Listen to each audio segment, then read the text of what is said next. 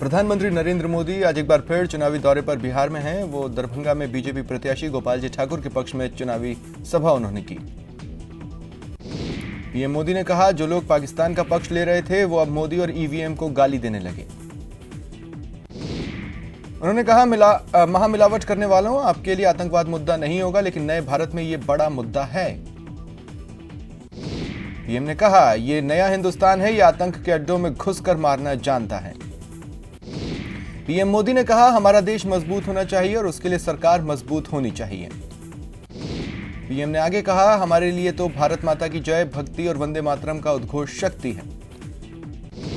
PM के साथ CM Nitish Kumar, केंद्रीय मंत्री रामविलास पासवान, डिप्टी सीएम सुशील मोदी समेत एनडीए के तमाम नेता मौजूद रहे।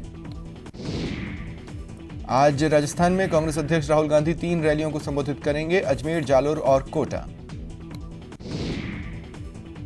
राहुल अपनी पहली जनसभा को संबोधित करने के लिए जालोर पहुंच चुके हैं, जहां वो कांग्रेस प्रत्याशी रतन देवासी के पक्ष में वोट की अपील करेंगे। राहुल की दूसरी सभा 2 बजे अजमेर के बांदनवाड़ा में और तीसरी शाम 4 बजे कोटा के भोपाल स्टेडियम में होगी। राहुल के कोटा दौरे को लेकर पार्टी ने तैयारी पूरी कर ली है। राहुल को सुनने के लिए भारी संख्या में कार्यकर्ता सभा स्थल पर पहुंच रहे हैं। पीएम मोदी वाराणसी में आज रोड शो करेंगे। इससे पहले पीएम मोदी गंगा पूजन करेंगे।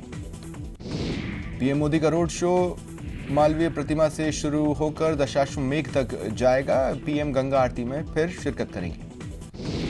पीएम मोदी के 2 दिवसीय काशी प्रवास को लेकर सुरक्षा के पुख्ता इंतजाम है। चप्पे चप्पे पर सुरक्षाकर्मी तैनात हैं। प्रधानमंत्री नरेंद्र मोदी 1 मई को एक बार फिर राजस्थान के दौरे पर आने वाले हैं। यहां जयपुर में जनसभा को संबोधित करेंगे। बीजेपी अध्यक्ष अमित शाह आज यूपी के उन्नाव औरैया में चुनावी जनसभा करेंगे। इससे पहले शाह गाजीपुर में मनोज सिन्हा के नामांकन में शामिल होंगे। जालौर के रामसीन में बीजेपी अध्यक्ष अमित शाह 26 अप्रैल को रैली करेंगे। तैयारियों को लेकर राष्ट्रीय उपाध्यक्ष अविनाश राय खन्ना जालौर पहुंचे और जायजा लिया। अखिलेश यादव ने आज ट्वीट कर बीजेपी का नया अर्थ निकाला। अखिलेश ने बीजेपी को भागती जनता पार्टी बताया। वसुंधरा राजे आज राजस्थान में ताबड़तोड़ रैलियां करेंगी। बांसवाड़ा, प्रतापगढ़, बाड़मेर और जैसलमेर में हुंकार भरेंगी। मध्य प्रदेश के छिंदवाड़ा में सभा को संबोधित करते हुए शिवराज सिंह चौहान ने छिंदवाड़ा कलेक्टर को धमकाया।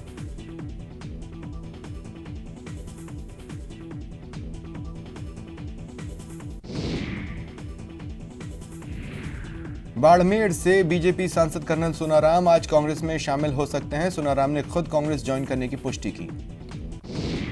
कर्नल सोनाराम लोकसभा चुनाव में टिकट नहीं मिलने से बीजेपी से नाराज हैं। मुख्य न्यायाधीश रंजन गोगोई पर लगे यौन उत्पीड़न पर आज सुप्रीम कोर्ट में सुनवाई हुई। वकील उत्सव बैस ने अतिरिक्त हलफनामा और सीलबंद सबूत कोर्ट में पेश किए। श्रीलंका की राजधानी कोलंबो में आज पोगुडा टाउन के पास फिर से एक बार बड़ा धमाका हुआ। जम्मू कश्मीर के अनंतनाग में सुरक्षा बलों ने 2 आतंकियों को मार गिराया। आतंकियों से ये मुठभेड़ बिजबहरा इलाके में हुई। सुरक्षा बलों को इन इलाकों में आतंकी होने की सूचना मिली थी। देर रात सर्च ऑपरेशन शुरू किया, जिसके बाद इन्हें मार गिराया गया। राजधानी दिल्ली के इंदिरा गांधी एयरपोर्ट पर देर रात बड़ा हादसा टला। एयर इंडिया के बोइंग विमान में अचानक आग लग गई, जिसके बाद फ्लाइट धुआं हो गई। गनीमत रही जब इस विमान में आग लगी। इसमें मरम्मत का काम चल रहा था, कोई यात्री फ्लाइट में नहीं बैठा था। आज आईपीएल मुकाबले में राजस्थान का कोलकाता से सामना होगा। कार्तिक की सेना स्मिथ किरण बांकुरों को ईडन गार्डन में चुनौती देगी। रात 8 बजे ये मैच खेला जाएगा। गुलाबचंद कटारिया आज डूंगरपुर दौरे पर हैं। वो भाजपा प्रत्याशी कनकमल कटारा के समर्थन में चुनावी सभा में शामिल होंगे। सिरोही में नेता प्रतिपक्ष गुलाबचंद कटारिया ने लोकसभा चुनाव को लेकर बैठक ली। इस दौरान जीत को लेकर रणनीति तैयार की। कांग्रेस प्रत्याशी सविता मीणा दौसा विधानसभा क्षेत्र के दौरे पर रहीं। इस दौरान उनके साथ विधायक मुरारीलाल मीणा मौजूद रहे। मुख्यमंत्री अशोक गहलोत ने जोधपुर के फलौदी में कांग्रेस प्रत्याशी वैभव गहलोत के पक्ष में चुनावी जनसभा की। सीएम गहलोत ने कहा, फलौदी से उनका रिश्ता पिछले 40 सालों से है। उन्होंने कहा, उन्हें दुख है वो फलौदी को जिला नहीं बना पाए। डिप्टी सीएम सचिन पायलट सवाई माधोपुर के 2 दिवसीय दौरे पर रहे। उन्होंने जनसभा को संबोधित किया। जोधपुर के फलौदी में बुधवार को जाट समाज की अहम बैठक हुई। इसमें कांग्रेस के जोधपुर लोकसभा प्रत्याशी वैभव गहलोत को समर्थन देने का फैसला हुआ। सदगुरु बाबा नूतन सिंह महाराज की स्मृति में भीलवाड़ा में संत निरंकारी चैरिटेबल फाउंडेशन की ओर से रक्तदान शिविर का आयोजन हुआ। दौसा लोकसभा सीट पर यह तय हो गया है कौन सी ईवीएम किस मतदान केंद्र पर जाएगी, कौन सी ईवीएम को रिजर्व रखा जाएगा। यह तय करने के लिए कलेक्ट्रेट सभागार में ईवीएम का द्वितीय रैंडमाइजेशन किया गया। भाजपा के प्रदेश प्रवक्ता मुकेश पारीक ने लोकसभा चुनाव को लेकर नागौर में प्रेस वार्ता की और 25 सीटों पर जीत का दावा किया। नागौर जिला निर्वाचन अधिकारी दिनेश यादव ने एक अनोखी पहल की। उन्होंने पर्यावरण संरक्षण और बेटी बचाओ बेटी पढ़ाओ का संदेश हर घर तक पहुंचाने के लिए कैरी बैग को नया रूप दिया है। प्रदेश के सामाजिक न्याय एवं अधिकारिता मंत्री मास्टर भंवर लाल मेघवाल ने चूरू के ग्रामीण क्षेत्रों का दौरा कर मतदान की अपील की। केंद्रीय मंत्री सीआर चौधरी पर्वतसर पहुंचे। मंत्री सीआर चौधरी ने कार्यकर्ताओं से लोकसभा चुनाव संबंधी चर्चा की। भरतपुर में स्वीप कार्यक्रम के तहत दिव्यांग वोट महोत्सव का आयोजन पुलिस परेड ग्राउंड में किया गया। लोकसभा चुनाव के लिए सूचना प्रौद्योगिकी और संचार विभाग के वीसी कक्ष में निर्वाचन विभाग के निर्देशानुसार करौली धौलपुर संसदीय क्षेत्र के लिए बैलेट एवं कंट्रोल यूनिट तथा वीवीपैट मशीनों का द्वितीय रैंडमाइजेशन हुआ। चूरू के कलेक्ट्रेट सभागार में ईवीएम मशीनों का द्वितीय रैंडमाइजेशन किया गया। भाजपा कार्यकर्ताओं द्वारा कांग्रेस की सदस्यता ग्रहण करने के मामले में भरतपुर की राजनीति में घमासान है। भाजपा नेता शैलेश सिंह ने कहा, जिन लोगों ने कांग्रेस ज्वाइन की थी वह निजी स्वार्थ और डील से हुई थी। राजस्थान बार काउंसिल के प्रदेश अध्यक्ष सुशील शर्मा ने पत्रकार वार्ता की और भाजपा के संकल्प पत्र को झूठ का पुलिंदा बताया। दौसा लोकसभा सीट से कांग्रेस प्रत्याशी सविता मीणा ने लालसोट विधानसभा क्षेत्र के ग्रामीण इलाकों का दौरा किया। गहलोत सरकार इस बार जिले की समान परीक्षाओं के नतीजों की घोषणा में अभिनव प्रयोग करने जा रही है। 5वीं, 8वीं और 10वीं 12वीं की बोर्ड परीक्षाओं के अलावा सभी कक्षाओं के नतीजे अभिभावकों के बीच चौपाल पर सुनाए जाएंगे। जयपुर ग्रामीण लोकसभा सीट से बीजेपी प्रत्याशी कर्नल राज्यवर्धन सिंह राठौड़ का जनसंपर्क अभियान जारी है। कोटपुतली विधानसभा क्षेत्र के कई गांवों का उन्होंने दौरा किया।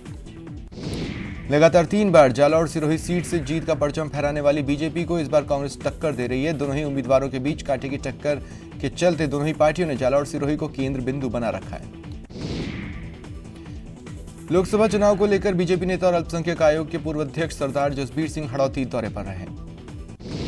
चूरू में 2 गुटों में बटी बीजेपी 28 अप्रैल से अब एक दिखाई देगी। चुनावी समर में उपनेता प्रतिपक्ष राजेंद्र राठौड़ और बीजेपी प्रत्याशी राहुल कांसवा एक रथ पर सवार होकर प्रचार के लिए मैदान में उतरेंगे। निर्वाचन विभाग अजमेर की ओर से लगातार मतदाता जागरूकता अभियान चलाया जा रहा है। मानव श्रृंखला बनाकर मतदान की शपथ ली गई।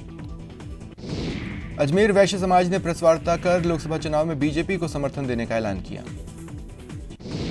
लोकसभा चुनावों को लेकर झुंझुनू लोकसभा क्षेत्र के मतदान केंद्रों पर भेजे जाने वाली ईवीएम और वीवीपैट मशीनों का दूसरा रैंडमाइजेशन कलेक्ट्रेट सभागार में किया गया। चूरू जिला मुख्यालय पर लोकसभा चुनाव को लेकर स्थानीय पुलिस और बीएसएफ के जवानों ने शहर में फ्लैग मार्च निकाला। उदयपुर में मतदान के प्रति जागरूकता बढ़ाने को लेकर गीतांजलि यूनिवर्सिटी में विद्यार्थियों ने नुक्कड़ नाटक का मंचन किया। करौली में भी लोगों को जागरूक करने के लिए नुक्कड़ नाटक आयोजित हुए।